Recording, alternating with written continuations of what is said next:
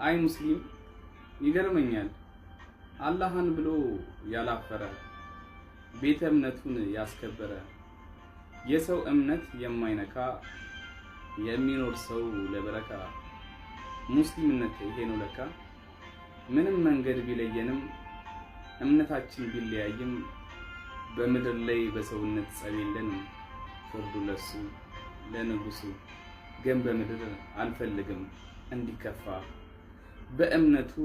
እንዲገፋ ፈጽሞ አሊ ሲቸግረው ሙስሊም ማለት በሰውነት ወንድሜ ነው እንደ እምነቴ እንደ ቃሉ አንድ አይደለም ሁሉን ሰሪ ከአፈሩ ለምን ልግፋው ለምን ይክፋው ማን ፈቅዶልኝ በምን ስልጣን አንድነት ነው የሚያዋጣን